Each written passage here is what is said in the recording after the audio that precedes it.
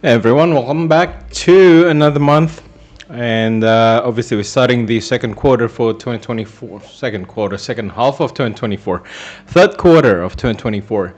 So let's get started with a quick introduction. We are going to be covering non-farm payroll tonight. We are going to be doing our live trades. Let me know if there's any issues with the audio. Otherwise, I would assume that everything is going to be okay.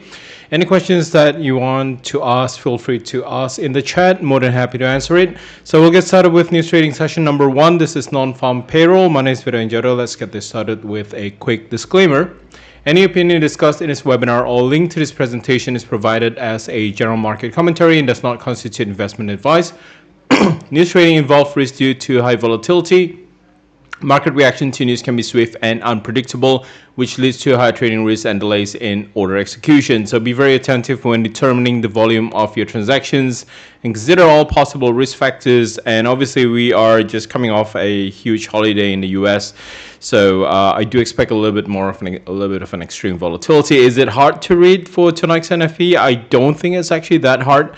I'll explain a little bit in a minute once we get to the section there. But we'll go through some of the theories before we begin. As per usual, you're going to get your bonus for participation. And this is CW deposit bonus, and you should already have access to the private Telegram channel. If you have attended previous sessions or you registered through the website with your email, you should be receiving that link on your email. All right, so this is the code that you can use. It's Nonfarm 2024. This is to double your deposit bonus. So make sure you are using this code when trading with Octa and depositing into your Octa trading accounts. This is valid until the 31st of December 2024. All right, so some questions about gold and the pound. Yeah, sterling is definitely something to talk about. I do want to talk about gold a little bit as well, but we'll cover that just before we do our trades for tonight. Okay, so a little bit about myself. If you just joined in and never attended my sessions, my name is Virenjaro, and I've been a full-time trader with over 20 years of experience full-time trading. More than that, if you count my part-time trading. I've been a professional trading coach and technical analyst since 2007. In terms of what kind of expertise, what I use for my day-to-day trading, it's Ichimoku Kinko Hyo. I'm also a director of Zenifix, which is an independent market consulting company. I've been invited as a guest speaker for Trading and Investing Expo across Australia, InvestFair in Singapore, as well as the ATAA and the APTA conferences, which is the Australian Technical Analysts Associations. All right, so we're going to cover some theories first. We will actually get into how you are going to be looking at how to trade the news. We are going to cover that on the 9th of July, which is going to be next Tuesday. If you are, if you're curious how to actually trade the news, we're going to be using different techniques than the usual. But yeah, let's cover some of the theories first in terms of what we're looking at tonight. All right, so let's cover the first thing, which is the Bureau of Labor Statistics. So the BLS, or the Bureau of Labor Statistics, is the federal agency that collects and disseminates various data about the U.S. economy and the labor market. Its reports also include the CPI as well as the PPI, which is something that we are going to be trading live as well. CPI is going to be released on the 11th of July, which is next Thursday. All right. So within the labor market data itself, the most interesting aspects are obviously the number of people employed outside of agriculture, and that's the non-farm payroll, obviously non-farming payroll, right, as well as the unemployment rate. So we are going to be focusing on 3 sets of data. 2 is very important, obviously the NFP and the unemployment rate, and we also have the 3rd set of data that I'm going to explain later. All right, so the BLS, at the beginning of the year, they publishes a calendar with the release date for the entire year. Unemployment data, or the labor data, is actually published every first Friday of the month, but if it falls on a holiday, publication usually postponed to the following week and occasionally to the Thursday of that week. I do want to point out, especially in March, we get that on the second week, not the first week. Okay, so very specific on that. All right. Inflation data, CPI, and the PPI typically published on the following week. For the CPI next week, it's going to be on Thursday, which is on the 11th of July. So make sure you mark that on your calendar. Okay? All right, so let's dive into what the NFP is. The NFP, it's basically a report that's released monthly by the US Bureau of Labor Statistics. That measures the number of jobs added or lost in the US economy, excluding farm-related jobs. That's what it's called, non-farm payrolls, right? Private household employments are not going to be included in there as well, and non-profit organizations, okay? Now, market analysts and investors usually look for NFP figures above 200,000 as it's seen as a positive sign of a healthy job market and a growing economy. However, the interpretation of the NFP data can vary depending on different economic factors and the context it is released in. For tonight, it's actually going to be a little bit of a different context, right? Because we did have comments coming out from Jerome Powell last week in terms of how the U.S. economy is in so much debt when they are actually in about full employment right now. So that's not going to be looking good in the future. But yeah, what's the expected number for tonight? Last month we have 272,000. That was a surprise to the upside. We might get a little bit of a revision from last month's number. Tonight we're expecting 190,000, 260,000. So the consensus falls at 190,000. So we'll see if we're going to get a positive surprise or not. Okay. Now the NFP data is also crucial. It is a crucial indicator of the state of the U.S. labor market and can significantly impact financial markets. Figure that falls below market expectations may be viewed negatively, while one that exceeds expectations may be viewed positively. Now, NFP figures, for this reason, it is closely watched by traders and investors, particularly in the forex market. This is actually one of the main fundamentals that's released every month that does have a huge impact in the forex market. So pairs like the Euro USD, dollar Japanese yen, dollar Canadian, dollar Swiss, pound USD, anything that has the US dollar as a counter currency in there tends to exhibit high volatility in response to the report release. Okay, now I want to pause a little bit in terms of what we're looking at. As I said, we're looking at 190,000. Previous number was 272,000. Usually we look at previous month's revision, whether it's actually revised up or down. But this month, I think we're expecting a little bit more straightforward, right?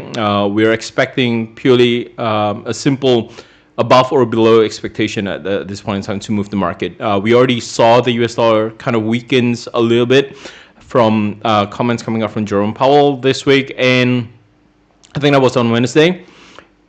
If we look at that, right, any upside surprises, if the number hits anything anywhere above 190,000, that's going to be a boost for the US dollar. Now, whether or not we're going to be looking at a fade, that's to be seen, but that's kind of a little bit of a hint for you guys to prepare for tonight. It is a little bit more straightforward in terms of the context of where it is right now. Okay, now again, I do want to remind you that the release date is a very special time for many traders who have learned to successfully use special non-farm strategies, which is something we're going to share tonight.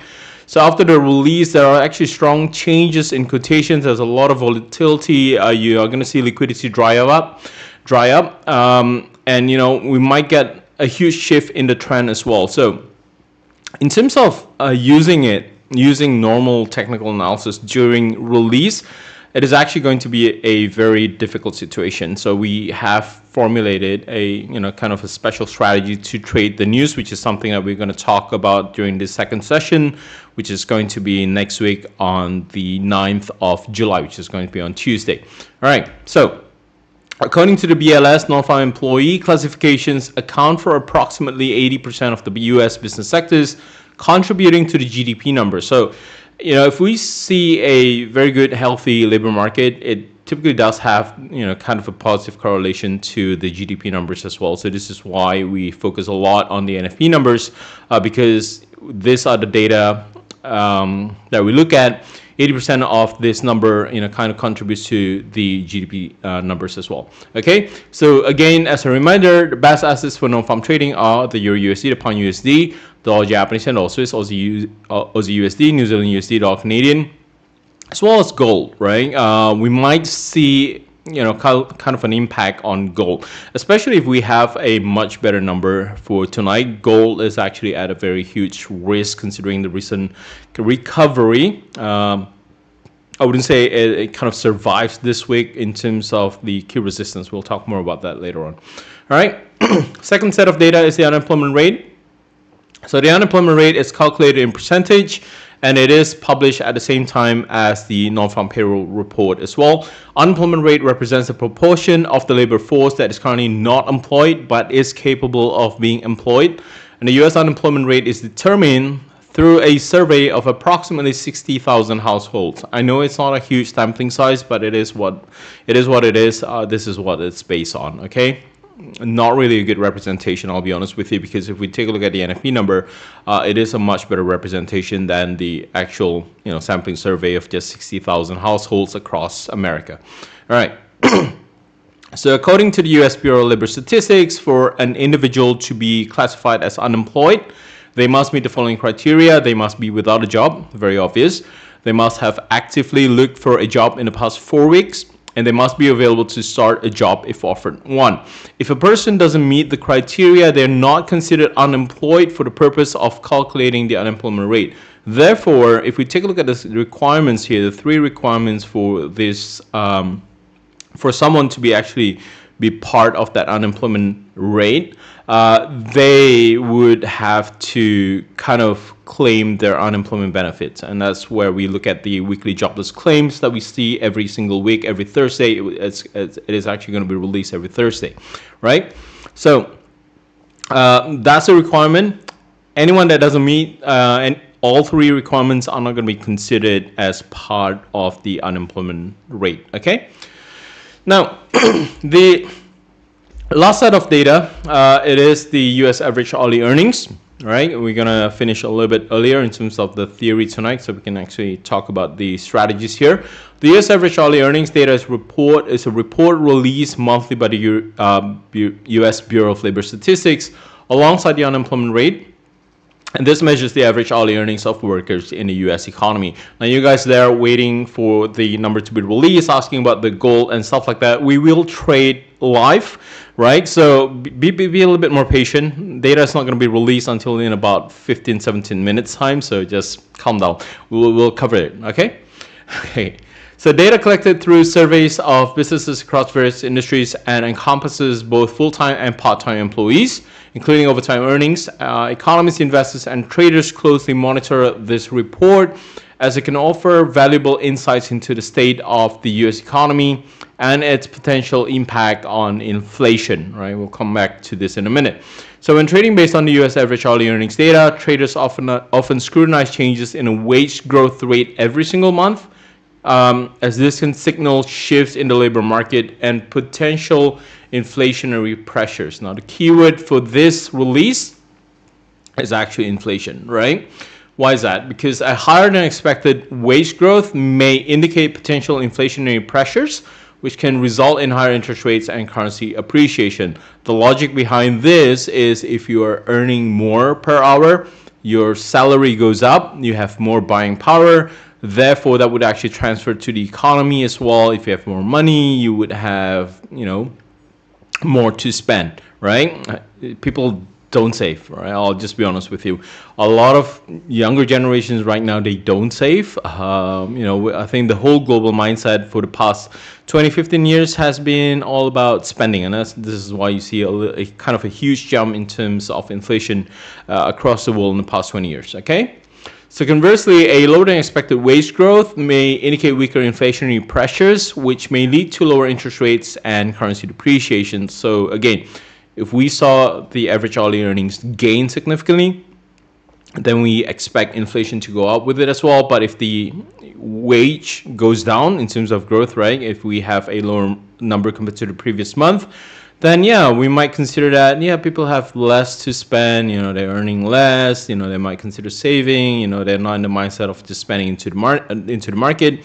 That could cool down inflation, right? And that's basically how this is all linked, okay? So if you're trying to find what's the link between the labor market and the inflation numbers, this is actually one of the strongest link, but this third set of data is obviously overlooked by a lot of traders because everyone is just focused on the NFP numbers or just the unemployment rate, or to some new traders, they don't even know what to look out for, right? Because if we think about the logic between the NFP numbers and the unemployment rate, we want a positive NFP. We want the unemployment rate to go down. This is good for the economy. But if we have both going up, that's actually a mixed data. So, if you are new to the whole fundamentals, be very careful in terms of how you look at these numbers, okay? So as with any economic report, it's important to consider the broader economic context and other indicators when trading based on the US average hourly earnings data, okay? All right, so we do have a little bit more time to talk about what's going on. I think this is going to be the first that we have done so. So what are the non-farm trading strategies? Obviously you can trade before NFP numbers, right? So one potential strategy is to trade the market's anticipation of the NFP data release. So this approach involves opening positions in the days leading up to the NFP release with the expectation that the market will begin pricing in the anticipated NFP outcome. Now, if we take a look at what the market expectation is, one of the reasons why you might see a weaker US dollar is because everyone's kind of expecting that the gain is going to be a lot smaller than last month. Last month we have 272,000. This month we're expecting 190,000 gain, right? So in terms of gain, it's not comparable to last month's number. We're expecting a lower number compared to last month's number. This is what people are actually trading pre-NFP, right? But if you're trading pre-NFP basing on whether or not the market is actually going to price this in, you want to close your positions before the actual NFP release to avoid extreme volatility that can follow, and sometimes it could actually reverse what the week has bring to you. So for example, this week we saw a slightly weaker US dollar. If the NFP number is good, if it's above the consensus, it could actually reverse this week's movement. So this is the reason why, if you're trading pre-NFP basing on what the market's consensus is for the release, you want to stay out before the data is released, okay? So either that, or you start adjusting your stop losses, locking in your profits, or maybe start reducing your positions just in case there's a huge volatility during release, okay? Now, straddle strategy. This is what we are using for a lot of our fundamental trades, right? So straddle strategy involves placing two pending orders, and for the pending orders that you want to use a buy stop and a sell stop above and below the current market price just before the NFP release. We're going to place that order in about 8 minutes time. We'll do that, right? This way you can potentially profit from a strong price movement in either direction. And once one of the orders is triggered, immediately cancel the other order to avoid being exposed to further market fluctuations. I think we had this happen on one of our trade last month. I think it was gold. We had the buy stop triggered and the sell stop triggered. So we are kind of logically we are actually locked in a position, right? We don't want that, right? So if one order is hit, you want to immediately cancel the other pending orders. You don't want to see that whipsaw, because it's actually harder to get out once you start locking in positions like that, right? It's actually a very tough decision. I would much prefer that, I take an order, it goes the wrong way, hits my stop loss. I prefer that than having to choose between, all right, should I keep my buy order, or should I keep my long position, should I keep my short position, right? You want to avoid that, okay? We'll cover a lot more in terms of the details into the straddle strategy, in terms of how we actually use the buy stop and the sell stop, as well as the limit orders in next week's theory session, which is going to be on the 9th of July, okay? All right.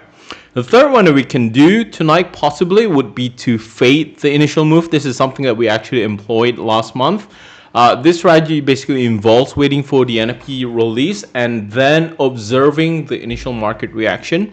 And once the initial volatility subsides, you want to look for opportunities to trade against the initial move, right? So if during the release you saw the Euro USD goes up, you might want to start figuring out what to do after that news is released, because what happens with the NFP is typically it goes in one direction, reverses in the other direction before continuing to go with the initial direction, right?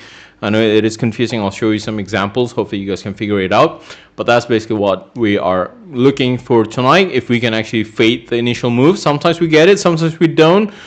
Because we have to do a little bit more of a counter trade move. So there's actually a lot more risk involved if it's not at a very specific key psychological levels, okay? Now, excuse me. So the approach is based on the idea that the market often overreacts to the NFP data and that a retracement or a reversal is likely to follow in the short term. Now, alternatively, you can sit out the whole NFP trade, right? You can sit it out, you can trade post NFP.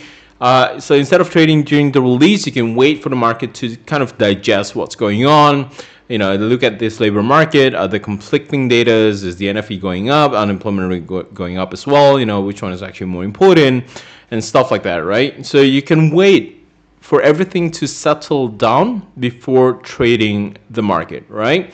So that could be an hour, that could be 2 hours after the NFP is released, or if you're a position trader, if you're a swing trader, we like to wait until Monday comes, right? And once the European session kicks in on Monday, then we can start figuring out what has actually happened. Give time to the market to kind of digest what's going on as well, right? Now, this strategy, I think one of the benefits is that it allows you to avoid the heightened volatility during the release and focus on longer term trends that may emerge as a result of the NFP data itself, okay? So regardless of the strategy you choose, you have to keep the following tips in mind. You have to manage your risk, always use appropriate stop loss orders, never risk more than a small percentage of your trading capital on a single trade. A lot of people kind of just chuck everything into one single trade, hoping that they're just gonna hit the home run. It doesn't work that way, right? So you got to think about your risks as well. Stay informed. Keep track of economic news, forecasts, and market sentiments leading up to the NFP release to make better informed trading decisions. Be flexible. Be prepared to adapt to your strategy based on the actual NFP data and the market's reaction to it, right? So if initially you're expecting the NFP data to be bad and the NFP data turns out to be good, this week is actually pretty easy. If you see a number above 190,000, ideally above 200,000, that's going to be positive for the US dollar. And that's basically just this. That's it. That's kind of the immediate reaction that we're going to look at the market. But again, someone's already asking, what's the prediction? I don't make predictions. We read the news. We trade based off the news, right? I don't want to make predictions. But if you're asking about what the prediction is in terms of the consensus, then market is expecting a lower number, right? Market is expecting 190,000 compared to the previous release of 272,000. We don't expect any changes in terms of the unemployment rate, stable at 4%. Average hourly earnings, we are expecting a slight drop from 0.4% to 0.3%. So we're basically looking at the labor market cooling off a little bit, but if we get a number that's actually higher, again, market has been expecting for the US dollar to kind of weaken according to this. But if we have any upside surprises, if we have any positive numbers for the labor market in the US, that could potentially reverse what you saw this week in the Euro USD to Pound USD. Pound USD probably not, but it could reverse the Euro USD and the Aussie USD, right? So we'll see what happens here tonight. Okay, average hourly earnings, annual average hourly earnings expecting a slight drop, 4.1% to 3.9%, but we don't focus on the yearly number. We focus a lot more on the monthly change, okay? All right, so I do want to talk a little bit about what's going on here. We basically want to look at the market and we want to kind of cap off the range, right? And one of the key requirements for the straddle strategy is that we need to see the market in a sideways market condition, right? It has to be in that accumulation phase. It has to be within a corridor of volatility. Now, the corridor of volatility for this one here, it might look huge. It's actually not, right? We're looking at 1.0830 to about 1.0815. It's only 15 pips. It's not huge. So we need to figure out the range here. We know the upper range for this one here, but in terms of the lower range, if we go by the hourly time frame, that lower range, we can look at that at 1.0815. That's okay because that was previous resistance, tested as support. So I think we could stay with 1.0815 for this one here. Therefore, what we're trying to look out here is that we want to have a buy stop. Right, this is easy. All you need to right click on the MT4 here is to right click and then just create a buy stop. All right, we want to have it a little bit higher. We don't want to have it exactly at 1.0830. I would have the buy stop 1.0835 and the sell stop here is going to be we're looking at 15 here, right? So we might go a little bit lower, 1.0810, right? Just a little bit out, outside of the range of the volatility that we have, that corridor of volatility. Now that's for the Euro USD. Again, the numbers again for the buy stop is going to be at 1.0835. You can have it at 1.0840 if you want to avoid whipsaws. That's completely fine. It's only 5 pips, not a big deal. And the sell stop, you can have it at 1.0810. So in fact, I'm happy with 1.0835. We are about 5 minutes away from the release. I think this should be a good place to place the stop orders. Okay. For the pound USD, this one here is going to be a little bit tough because we don't have that corridor of volatility. You can see what's going on here with the pound USD. This continues to break new high, right? So this is actually a little bit tough, and we are waiting for election results in the UK as well. We might see a little bit of a shift from the Conservative back to the Labour government. Basically, for the past 14 years, it has been controlled by the Conservative. We might see some changes here, but for the pound USD, it's going to be tough because we don't have that corridor of volatility at all, right? So you can, if you want to, I can give you a sell stop order, but you can't really straddle this, the pound USD at this point in time. So we can have a little bit of a sell stop at 1.28, but we don't have a buy stop. That's kind of one-sided, right? So we'll keep that. We'll make it easy. For the pound USD, we don't have a buy stop. For the Aussie USD, we do have a buy stop. This one here is going to be about 0.6745. We need to have that a little bit higher. In terms of the sell stop, you want to have it, below 0.6725, right? So these are going to be your buy stop and sell stop for the Aussie USD. Aussie USD sell stop is going to be at 0.6720. Buy stop is going to be at 67.45. Okay. Now for gold, this one here again, we don't have a buy stop because we just pushed a new high on this one here. You can have a sell stop at 23.60, right? And your target is going to be 23.50. That's pretty much it on gold at this point in time. This is going to be tough. We don't have that corridor of volatility, so unfortunately, I can't have a buy stop on gold, right? So dollar Japanese yen, can we do dollar Japanese yen? I don't like shorting dollar Japanese yen for the one main reason that sure, we're looking at this kind of weakening a little bit. Might actually see this one drop back down to 160. So I do have a sell stop, right? You can have the sell stop at 160.45, about 160.45. But, in terms of where you're going to get out, it would be at 160. That's pretty much it for dollar yen. There is a risk shorting dollar Japanese yen. So be very careful with the dollar Japanese yen, right? This one here creates a little bit of a buy stop for us as well. You do want to have it a little bit higher. We're looking at 161, I'll be honest with you. It is kind of a huge gap here. We're looking at about maybe 50, 60 pips between the two of them. Okay?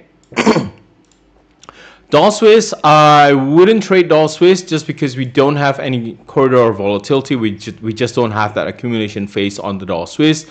On New Zealand USD, I think we just push a little bit higher on this one here, so we might actually avoid New Zealand USD. But if you want to, you can have the buy stop a little bit higher, maybe 61.35, 61.40. That would be okay. Sell stop, you can have it at about 61.10.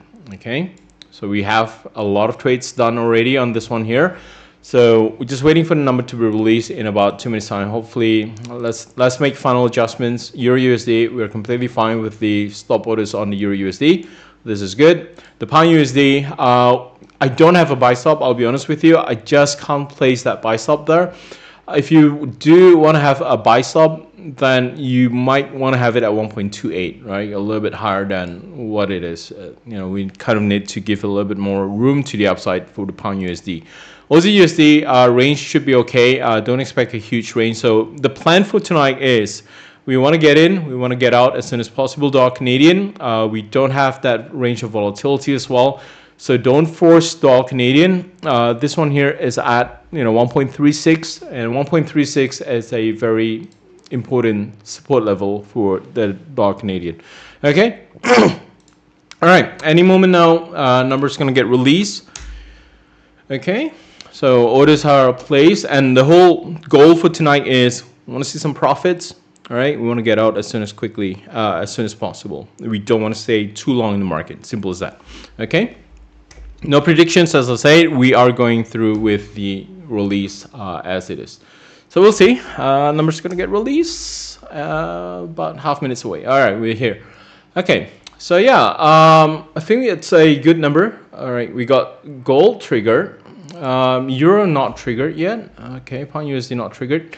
So I'm thinking what's going on here. Why is the euro not triggered, but the pound USD is triggered? Okay, I want to get out from. I want to cancel Aussie USD. I want to cancel Euro USD, Pound USD. All right. I think we don't have a whipsaw on gold. That's completely fine. What's going on here?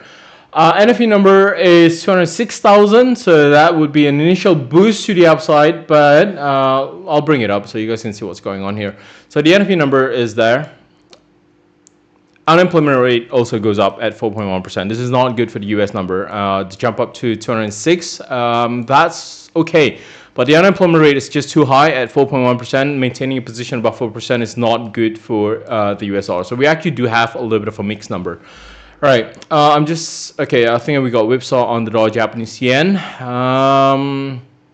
We need to get out from the dollar Japanese yen. I think we got locked in on the buy and the sell. Euro USD. I think we got whipsawed on the Euro USD as well. All right, it's not mixed. I'll be honest with you. If you take a look at the number here and we take a look at the context of what's going on, the unemployment rate at 4.1% is actually just too high. That's not good for the US. I don't think that's actually good for the US. So initial release that we saw here, we saw the NFP number gain, right? Number comes in above 200,000. It is 190,000. So let me break it down in terms of how you look at this. We are keeping the positions, don't worry, because we might see a little bit of a kind of a mixed reaction in the market. So I'm not too concerned at this point in time, but I want to explain to you so you get to learn what's going on as well. So this number, which is at 218,000, this was actually revised down, right? Let's see if I can bring in a different one here so you guys can see what's going on. But NFP, no NFP, there we go. All right, I want to explain a little bit about how we look at the revisions for the NFP numbers. Okay, so average hourly earnings, no, not that. NFP number is this one here. So previous number was 276,000, as we talk about, sorry, 272,000. It's revised down to 218,000, so we have a downward revision. The gain is not huge, right? We're expecting 190, 191,000. We got 206,000. It's not huge. The unemployment rate, it's bad. 4.1% is actually bad. So we are looking at a position where the US dollar could actually continue to weaken. So we are keeping the position as it is. We need a little bit of a stop loss for this one here. We do have a little bit of a potential stop loss. We are going to have our stop loss for the Euro USD slightly above 1.0850. And that's for the Euro USD. For the Pound USD, we don't actually have to go that far. 1.2825 should be enough for a stop loss on the Pound USD. For the Aussie USD, this one here needs to go a little bit higher, maybe at 67.70, 67.65. That's about it. That's how much I want to risk for the trade tonight. Dollar Canadian, we don't have any position. Dollar Yen, I got locked into the position for Dollar Yen. So this is kind of neutral as it is. So I got negative 104 and negative 32. I'm actually going to close out on the Dollar Japanese Yen because I don't like being in a neutral stance as it is. Right. Gold is probably problematic because if we take a look at where it is right now, in terms of where price is, we just bounced off 23.50. All right, if you're quick enough, I don't think you are going to be quick enough. I think you just got filled in a little bit late as well. But 23.50, we do have a little bit of a floor for gold, right? In terms of resistance for gold, at this point in time, I'm just gonna wait. I'm just gonna wait for about the initial 5 minutes to be over. Once we have that, then we might actually have a new swing. Then we could have our stop loss there. But just in case, right? We don't want anything to push. I'll just be honest right now, 23.70. Right, if we look at that, you don't really want to see or have a stop loss above 23.90 anyway. So we will have our initial stop loss at 23.90, but we will adjust accordingly. Now, you're getting a mixed number. from the market. So this is normal, all right? So we do have that whipsaw happening. Now, how does the market break this down? What's the sentiment right now? Market is either going to look at the market and say, hey, the NFP number is actually good, right? It's above 200,000. Unemployment rate, sampling data is probably not that huge, 4.1%, that's okay, right? We don't know yet. We don't know what the initial market reaction is. But from a perspective of a trader and a fundamental analyst, I would say that 4.1% is actually pretty bad, right? So we're looking at the unemployment rate kind of pushing beyond 4%, and 4% is kind of the limit in terms of the unemployment rate. So if this goes up, what's the story? What's the FOMC going to do? If unemployment rate continues to go up, that's not good. They don't really focus much on the NFP number, but if the unemployment rate goes up, then they need to start cutting rates. If they start cutting rates, that's going to boost gold, that's going to boost the pound USD, that's going to boost the euro USD. But the logic here is that whether or not the FOMC is going to start moving to cut interest rates in what month, right? Could it be next month? Could it be September? Could it be October, right? That's basically the question here. So this is some mixed data. We just passed the first 5 minutes and we don't have any direction at all. Judging by the wick itself, we are looking at a little bit more of a buying pressure here. Right now, we do have a little bit of a floor at 1.08 for Euro USD. Are we anticipating a little bit of a fade? Yes, but how far can we target? We don't target anything above 1.08 at this moment in time. Now, can we start moving our stop losses now? I'll wait a little bit longer, and I need to make sure in the next 10 minutes, the market doesn't go out of the initial range that we have. Because if we take a look at this, market basically is still within the range, right? Very hard to get out of the current range. Yeah, 4.1%, it keeps increasing. It's not good at all. 4.1% unemployment rate is expected on economic projection by the FOMC. I don't think so. I think that was the limit was pretty much at 4%. Consensus for tonight was at 4% as well. Right, so we are looking at a little bit of a stagnant move, but I'll wait it out because we might actually get a fade for tonight. Not too concerned by the movement. It's not huge, right, per se, if we measure it. The whole volatility only costs 45 pips of movement on the Euro USD. I don't think that's huge at all. If it is extreme, then we will actually get a much higher number. But I don't think this is bad, right? It's still under 50 pips on the Euro USD and a pound USD.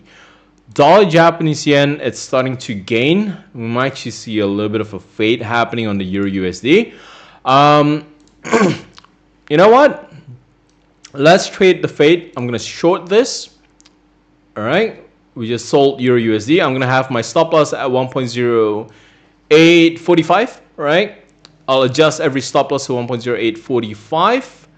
In target level, we are going to go for, we'll trade this one at a time. We're going to go for 1.08 on the Euro USD. So that's Euro USD done.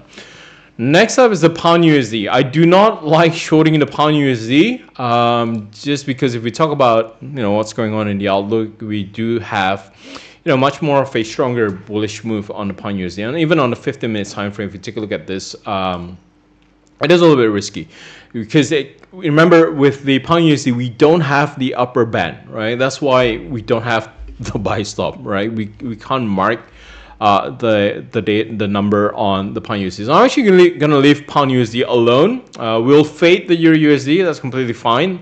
Fading the Euro USD, you should start seeing the profit if you focus on the Euro USD. Pound USD, I'm gonna sit it out. If you want to short it, you can. Do be mindful in terms of how far you can go for the pound USD. You can't go too far. All right, we're looking at 1.2750, kind of a cutoff for the pound USD.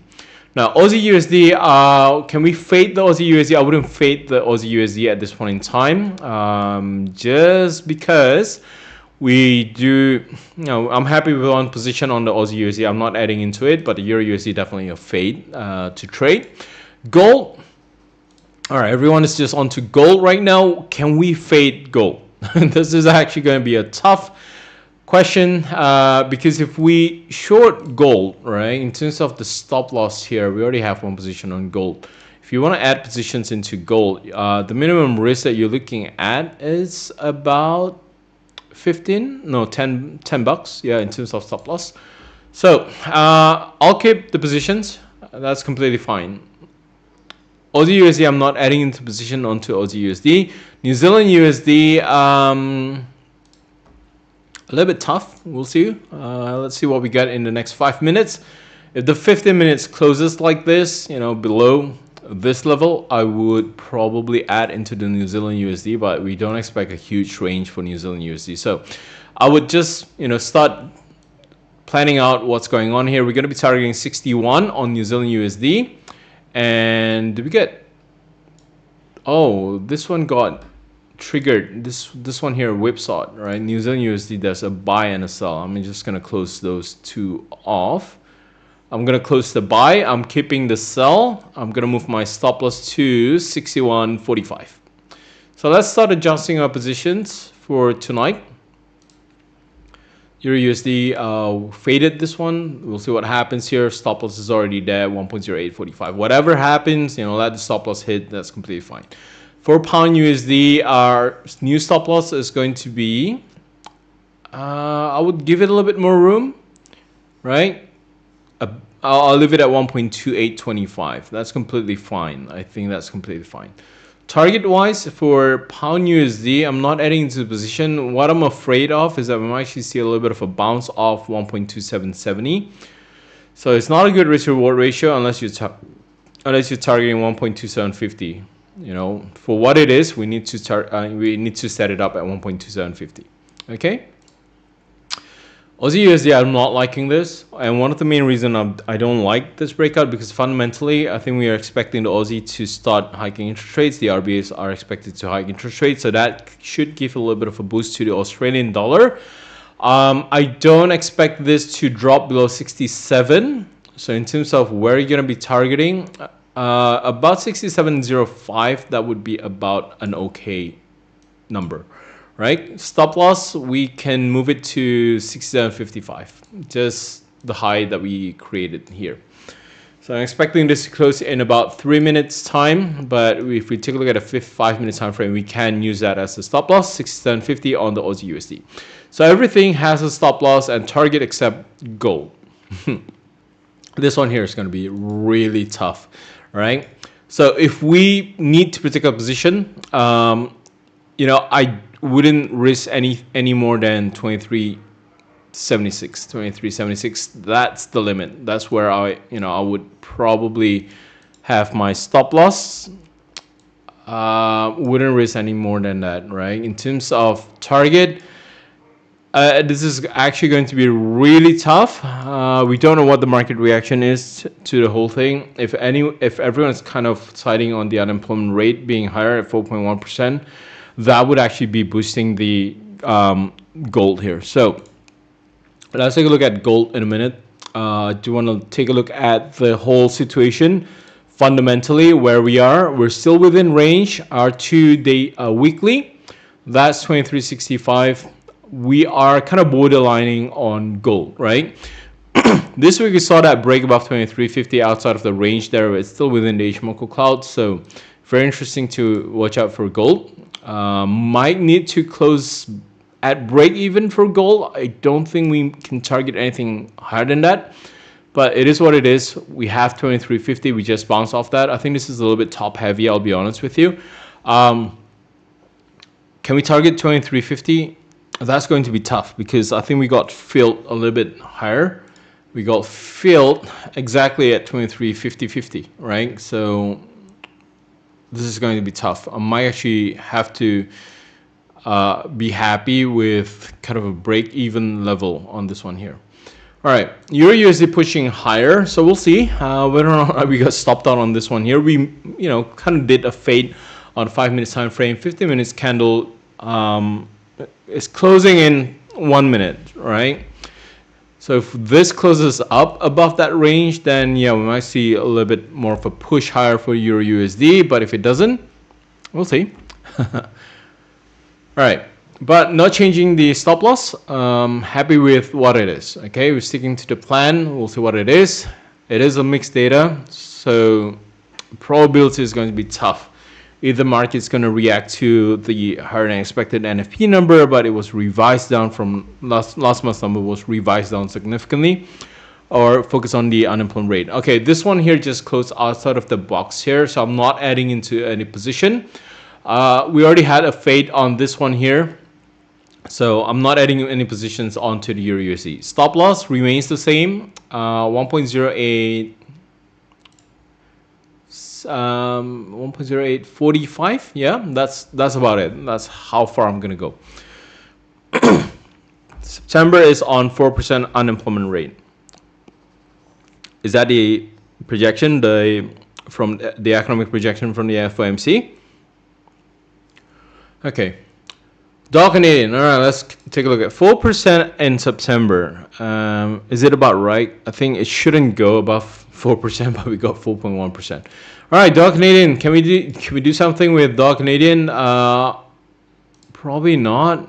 We're not really. See, the thing with dollar Canadian is, it looks very heavy, but we do have a floor, and this floor at 1.36, and that's pretty much it.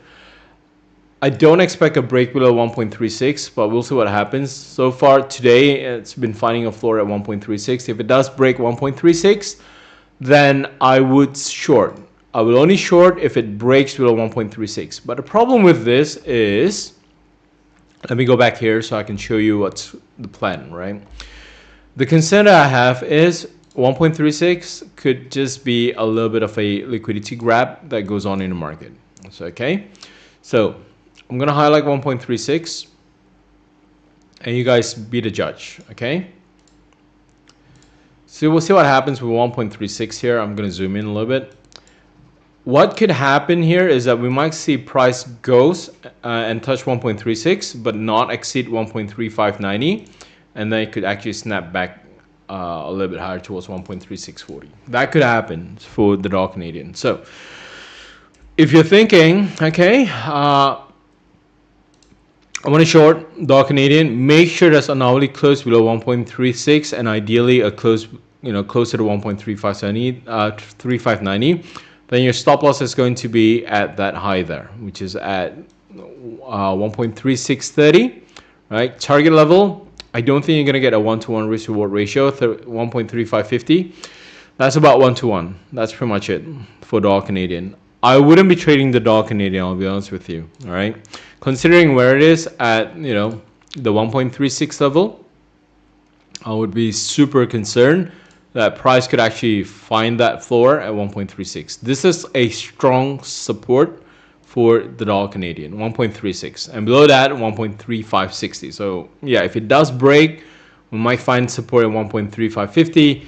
But I'll be honest with you, if you take a look at the condition on around 1.36, you're looking at this area here. See how many times it has become a resistance, and then how many times it has become a support. So we might see dollar Canadian bounce off 1.36, or we might actually not see any movement on the dollar Canadian. It could actually just stay around there. Okay, so yeah, wouldn't open a position on dollar Canadian. All right, so not going anywhere. Euro USD pretty much maintaining status quo at this point in time. If it is now pretty much at break even for one of the trades there. You might be thinking, I'm not sure about today. You could actually close out and you should be okay, right? To look at the nominals here, one of the problem with this one here is always gold. It always is the one that caused a lot of damage as well. So probably a good fair warning that if you are trading gold, be aware in terms of the scale of how gold could actually impact your equity, right? All the other pairs are pretty much okay. If we take a look at the range there, 7-8 pips here and there, it's not a huge problem. But obviously with gold, you're looking at a huge scale in terms of gold. PMI, yes. Do we have PMI today? Oh, you mean the Canadian PMI numbers? Canadian PMI numbers, not a huge deal. I'll be honest with you, it's pretty much negligible at this point in time. Unless the IV PMI drops below 50, that would weaken the Canadian dollar. So, regardless, if the PMI numbers for Canada is weak tonight, then we'll see dollar Canadian bounce off 1.36. Okay, so that could happen. If it comes in higher, because consensus is at 53, I don't think it's a huge problem, because with PMI numbers, we always look at a 50, right? Whether the market is above 50 or, the index is above 50 or below 50, that would be expansionary or contractionary for the manufacturings. But if we take a look at the number, 52, 53, I don't think that's going to strengthen the Canadian dollar significantly, okay? All right. So Euro USD, you can fade that. Pound USD, I'm probably not going to fade the Pound USD. The Aussie USD is pretty much flat as it is. I might not stay too long. We'll see what happens in the next 10 minutes. If we come back to break even, I might actually get up from Aussie USD. Even right now, if you want to get up from the Aussie USD, it's just, either if you didn't get slip, right, you would have gotten in on an okay price. But yeah, Aussie USD, right now it is at about either you're at break even or negative 10. Feel free to get out. I don't think Aussie USD is kind of an awesome trade, I'll be honest with you. I don't like Aussie short. As a swing trader, I prefer an Aussie long, as long as it maintains a position above 67. I think what we were looking out for this week for the Aussie USD was a break outside of that 67 range. And we got that. We have confirmation on a close above 67, one day for it to push higher. But yeah, I think we have broken outside of the range for 67 on Aussie USD. So I don't like Aussie USD short.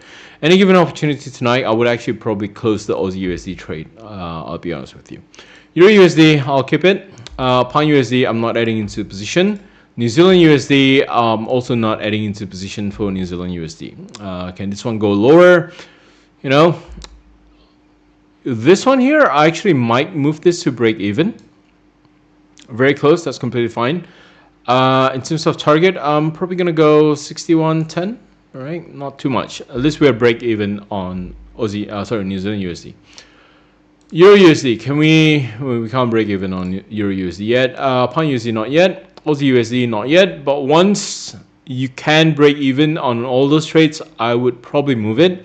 Just because we have that mixed number. I'm not sure how the market's going to react with that mixed number. But if we take a look at the stock market in terms of indication, we're looking at NASDAQ. It's pretty much flat as it is. A little bit of a boost on the US 30. But we have been getting mixed readings from NASDAQ as well as the US 30. But it is flat. As it is, it looks flat, I'll be honest with you. Because if we start measuring where the corridor of volatility is for NASDAQ, we're still within that corridor of volatility. I doubt we will go anywhere. We're already above 20,000 for NASDAQ here. A little bit of a correction here, a little bit of a pause. That's completely fine, right? A lot of you might be questioning what happened with gold here. We already have our stop loss. We're going to keep that stop loss.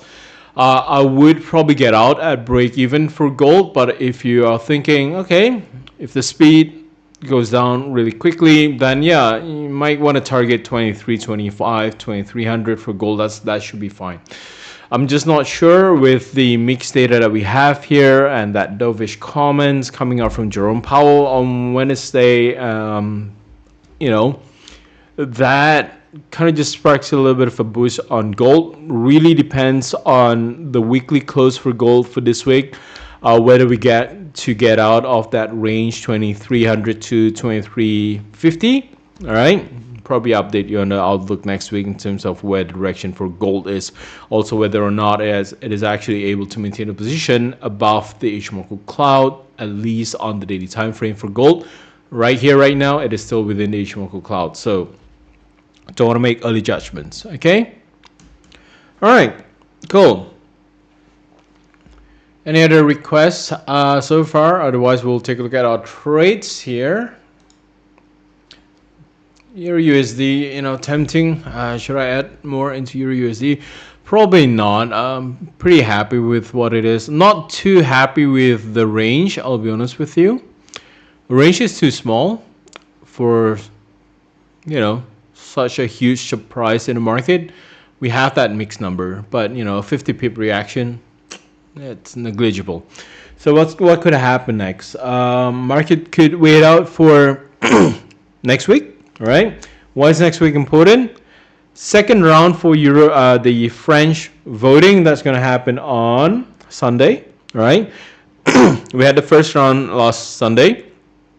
Second round of voting would be on this Sunday on the 7th.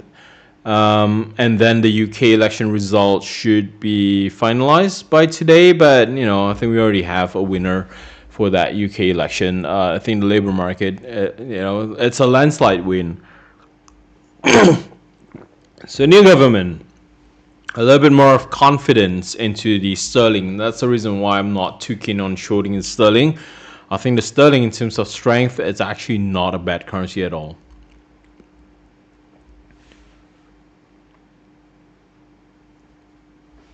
Okay. I think there was a question just now and then it got deleted. But yeah. Dollar yen. Let's talk about dollar yen. What can we do with dollar yen?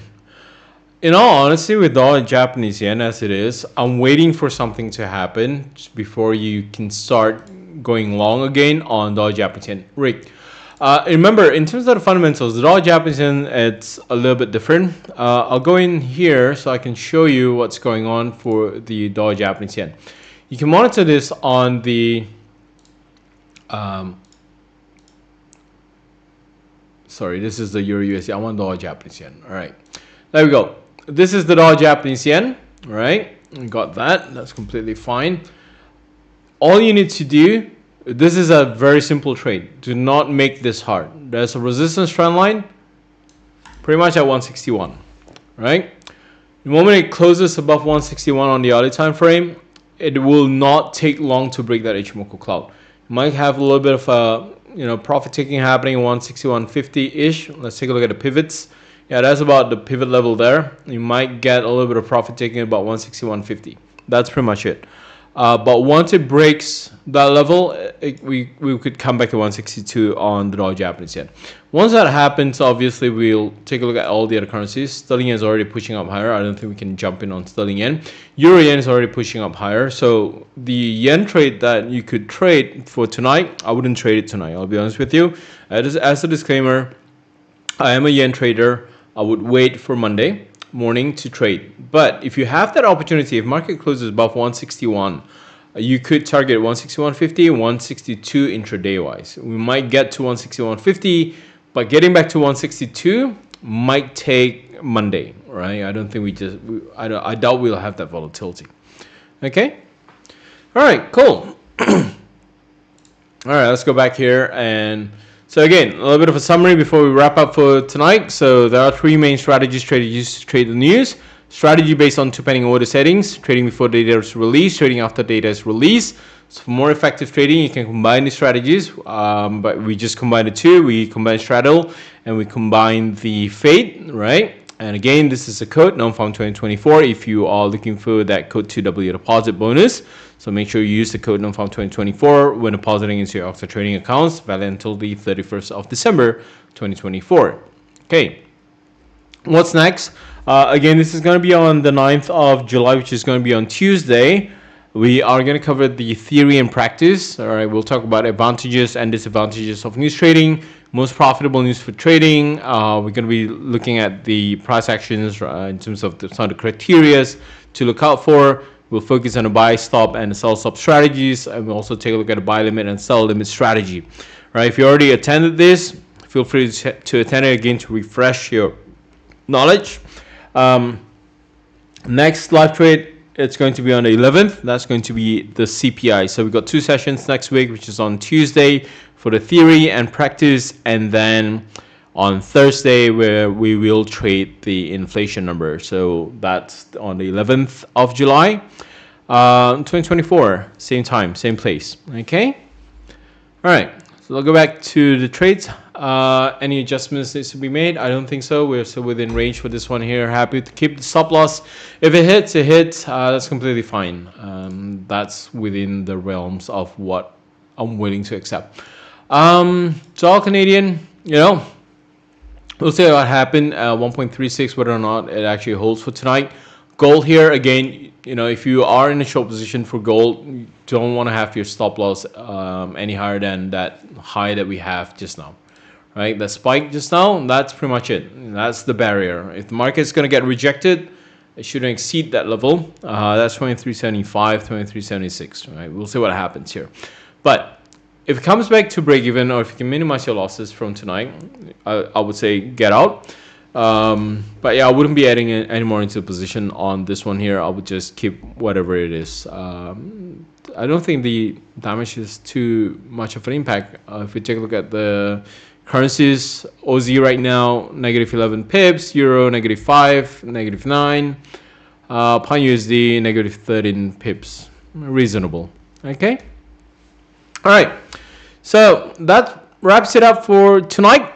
Good luck to your trades for the rest of the week. Okay.